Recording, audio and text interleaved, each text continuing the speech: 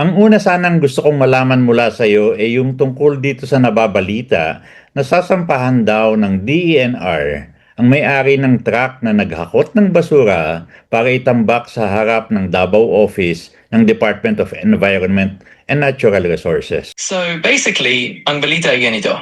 Ang DENR o Department of Environment and Natural Resources ay nagbabalak na magsampa ng kaso laban sa may-ari ng truck na illegal na nagdump ng basura sa harap ng kanilang opisina sa Davao. In other words, they're planning to take legal action against the owner of the truck that dumps the waste. Base sa nasagap naming balita, hinihingian din daw ng paliwanag si Davao City Mayor Baste Duterte ukol sa pagtatapon ng basura sa DNR Davao Office. Yes, that's correct. So, kumbaga, hihingan din ng paliwanag si Mayor Baste Duterte ng Davao City hinggil doon sa pagtatapon ng basura sa harap ng opisina ng DENR sa Davao. It looks like he's being asked to explain the situation as well. Ito ba ay may kinalaman doon sa naging public pronouncement ni Mayor Baste Duterte na itapon daw ang mga basura sa DNR? It sounds like it might be connected or kasi nabanggit nga sa mga balita na may public statement si Mayor Baste Duterte tungkol sa pagtatapon ng basura sa DNR. So the situation could definitely be linked to that. In other words, parang may correction itong nangyari sa naging pahayag niya.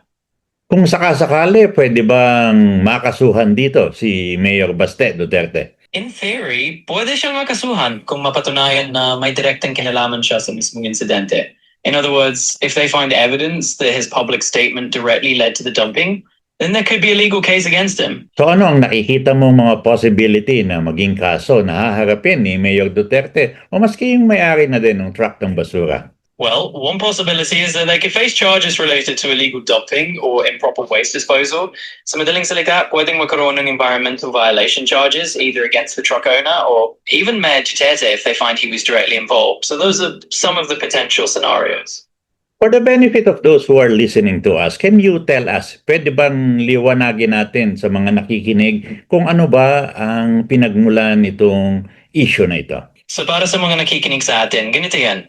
Nagsimula itong issue nang lumabas ang balita na may truck na nagdump ng basura sa harap ng DENR office sa Davao. In other words, the whole issue started when news broke that a truck dumped waste right in front of the DENR office. So basically, ang kwento sa likod niyan is that it was a form of protest. In other words, may mga nagpakita ng kanilang frustration sa DENR by dumping the trash right in front of their office. So that's really the story behind it. So what is the cause of the frustration? The root of the frustration comes from concerns about how environmental issues are being handled by the DENR. In other words, people are upset and they use this act of dumping trash as a way to highlight those frustrations. May sinasabi na nagalit daw ang liderato ng Davao sa DNR dahil nga ayaw buksan yung dump site. Pwede bang pakilinaw to sa amin? Absolutely. So, ang sabi nga, nagkaroon daw ng galit yung mga lokal na liderato kasi hindi kinubukatan ng DENR yung dump site. In other words, that's really the reason behind the frustration, yung hindi pagbubukas ng dump site. The DENR likely closed the dump site for environmental reasons. In other words, they probably saw issues that could harm the environment. And that's why they decided to shut it down. The site was indeed considered dangerous after some landslide incidents earlier on. So kung magiging delikado ang dump site ng Davao City, ano ang pwedeng solusyon sa problemang ito? Well, one possible solution is to find a safer, more stable location for waste disposal. In other words, kailangan nila ng mas maayos at hindi landslide-prone na lugar for their dump site. So kaninong responsibilidad ang paghahanap ng panibago o alternatibong dump site dahil hindi naman pwede siguro na walang matambakan ng basura ang Davao City? Well, that responsibility would typically fall on the local government and city officials. In other words, sila talaga ang may tungkulin na maghanap ng alternatibong lugar para sa basura ng lungsod. Gaano ba katagal maghanap ng isang dump site kung sakasakali? Well, it really depends on factors like the size of the area and environmental studies. In other words, it could take several weeks or even months to find a suitable site. So, paano yan? Kung mananatiling delikado yung dating dump site na isinara at mahirap maghanap ng panibagong dump site, ibig sabihin ba nito tatagal ang problema ng basura sa Davao City? Well, if it remains dangerous and it's really hard to find a new dump site, then yes, the waste problem in Davao City could definitely last longer. In other words, it might be a prolonged issue. So ano ang mga kinakaharap ng problema ng Davaoenyo dahil sa problemang ito? Well, dahil dito, maaaring harapin ng mga taga Davao ang mga problema tulad ng pag-iipon ng basura at posibleng mga issues sa kalusugan. In other words, they might face health concerns and waste buildup. So, kung halimbawang ito ay maging sanhi ng mga sakit ng mga taga Davao, sino ang mananagot nito? Well, in that case, it would likely be the responsibility of the local government. In other words, sila yung mananagot kung sakaling maging sanhi ng sakit ang sitwasyon. Hindi ba ang DNR?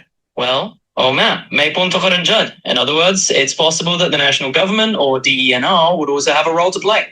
So kung sakaling ako ay maapektuhan, so sino ba ang sasampahan ko ng kaso? Ang LGU ba o ang DNR? Well, in that scenario, you would most likely file a case against the LGU because they're the direct authority. In other words, sila talaga ang unang mananagot, pero pwede rin naman kasamang DENR. So ang gusto lilinawin ko lang, ang may primary na pananagutan dito sa pagmamanage ng mga basura sa Davao ay ang LGU, ang mayor. Yes, tama ha. In other words, ang pangunahing responsibilidad sa pamamahala ng basura ay talaga namang nasa LGU at sa mayor. Sa tingin mo ba sa nangyaring ito sa Davao City, mas practical na maghanap na lang ng bagong dump site kaysa ipilit yung lugar na nagla-landslide? Well, to be honest, it does sound more practical to just find a new dump site rather than insist on a landslide-prone area. In other words, mas practical nga na maghanap na lang ng mas ligtas na lugar. Yun na lang muna. Maraming salamat sa iyo.